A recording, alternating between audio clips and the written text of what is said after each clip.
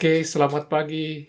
Senang sekali kita bisa jumpa lagi dalam ocehan Ruang Tamu. Dan topik kita dalam episode ini adalah Kaya Iman. Pada episode yang lalu yang berjudul Kurang Iman, kita belajar bahwa iman itu diperlukan untuk menjalani kehidupan yang istimewa. Jadi kurang iman itu berarti kurang berdaya, lumpuh, dan tidak punya kuasa. Nah, topik kita kali ini tentang bagaimana sebaliknya menjadi kaya iman, yaitu berdaya, berkekuatan, berkuasa dalam menghadapi masalah kehidupan. Kalau kita berjalan ya, paling tidak ada 3 hal penting ya dalam berjalan. Satu, tahu tujuan mau kemana, tujuan yang paling berharga tentu saja. Kedua, tahu jalan menuju ke sana. Ketiga itu punya kekuatan, tenaga, dan kegembiraan untuk menjalaninya. Nah, iman kepada Allah ini memberikan tiga-tiganya. Dalam episode kita sebelumnya ini kan ada 5 contoh tentang kurang iman ya. Kita ambil contoh peristiwa Petrus berjalan di atas air. Sebagaimana dikisahkan dalam Matius 14 ayat 22-33, para murid itu sedang terombang-ambing di perahu mereka ya, di tengah danau semalaman. Air bergelora di mana-mana dan mengancam akan menenggelamkan mereka. Nah, dalam ketakutan mereka, ini jam 3 pagi. Tuhan Yesus datang menghampiri mereka dengan berjalan di atas air. Ya, keruan mereka tambah takut, seperti melihat hantu, karena belum pernah ada yang bisa berjalan di atas air. Tapi Tuhan berseru menenangkan mereka, "Ini aku," kata Tuhan Yesus ya. Saudaraku, Tuhan tidak tenggelam. Tuhan berjalan di atas masalah dan tidak tenggelam. Di ayat 28 dari Matius 14, lalu Petrus berseru dan menjawab dia, "Tuhan, bila engkau itu, suruhlah aku datang kepadamu berjalan di atas air." Nah, di ayat 14, ayat 29, epik ini ya, kata Yesus, "Datanglah." Maka Petrus turun dari perahu dan berjalan di atas air mendapatkan Yesus. Saya kira ini kalau kita lihat langsung ini memang dahsyat ya, luar biasa. Tuhan Yesus memberikan iman kepada Petrus melalui perkataannya. Datanglah ya tadi itu ya. Petrus juga tahu tujuan melangkah itu datang mendatangi Tuhan. Lalu kata Yesus, "Datanglah." Dan Petrus mendengar ucapan Yesus itu dan melaksanakannya. Dan wah, Petrus mengalami mujizat berjalan di atas air. Cuma memang cerita ini ada sambungannya. Di ayat 30 ya. Tetapi ketika dirasanya ya, ada tiupan angin, takutlah ia dan mulai tenggelam lalu berteriak, "Tuhan, tolonglah aku." Segera Yesus mengulurkan tangannya, memegang dia dan berkata, "Hai orang yang kurang percaya, mengapa engkau bimbang?" Jadi sebenarnya Petrus sudah jauh melangkah karena sudah terjangkau tangan Tuhan Yesus ya.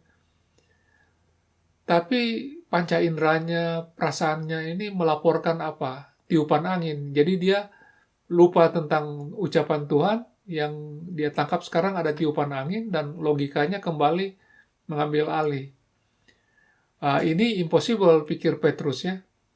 Petrus balik dari manusia iman yang mendasarkan pikirannya pada perkataan Yesus, kembali menjadi manusia panca indera, manusia perasaan, manusia logika. Jadi gelora air kembali mulai menenggelamkan dia.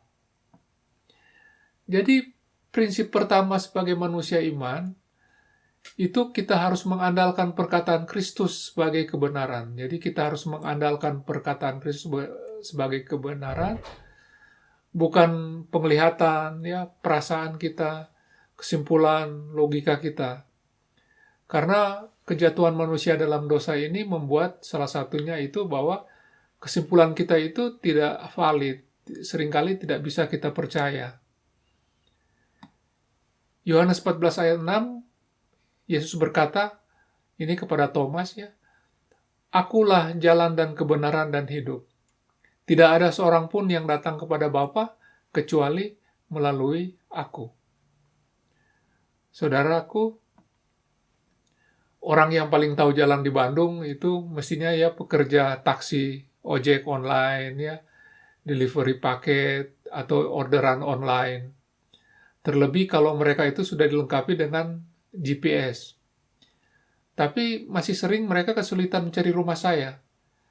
Sehingga saya perlu memberi petunjuk lewat telepon atau chatting. Karena siapa lagi yang paling tahu cara capai rumah saya kalau bukan saya yang punya rumah kan? Jadi kalau kita mau ke rumah Bapa, ke rumah Tuhan, perkataan siapa lagi yang kita harus dengar kalau bukan perkataan Tuhan yang punya rumah itu?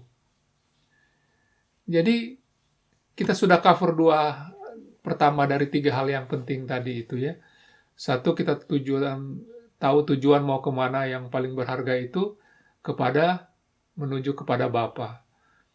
Kemudian kedua, tahu jalan yang benar menuju ke sana itu melalui Kristus atau perkataan Kristus.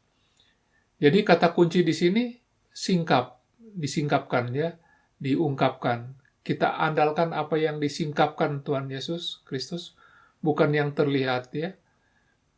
Bukan penglihatan kita tapi perkataan firman. Itu prinsip yang pertama tentang hal penting pertama dan kedua.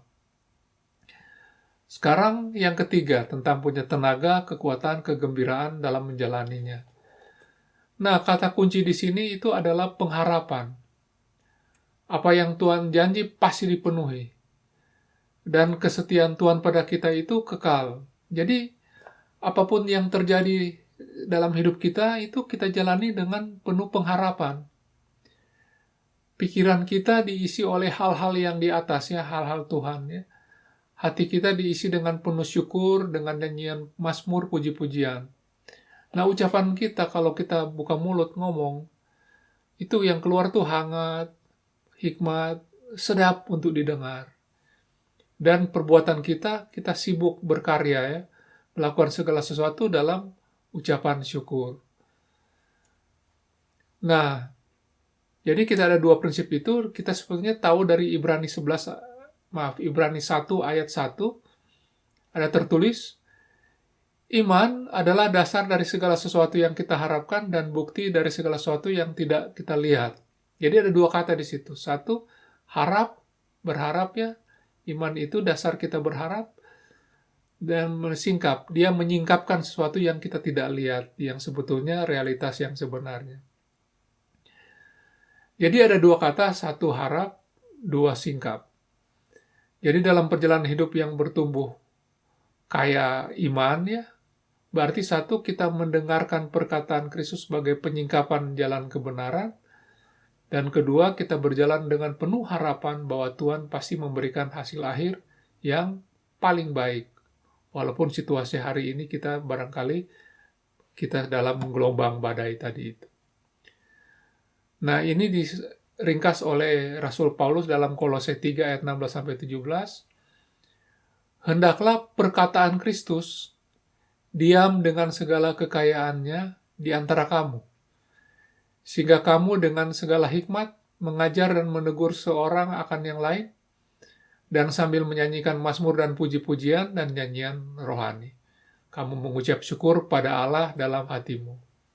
Nah, ini kan tanda orang beriman ya, bukan orang ketakutan. Orang ketakutan nggak mungkin bisa melakukan ini.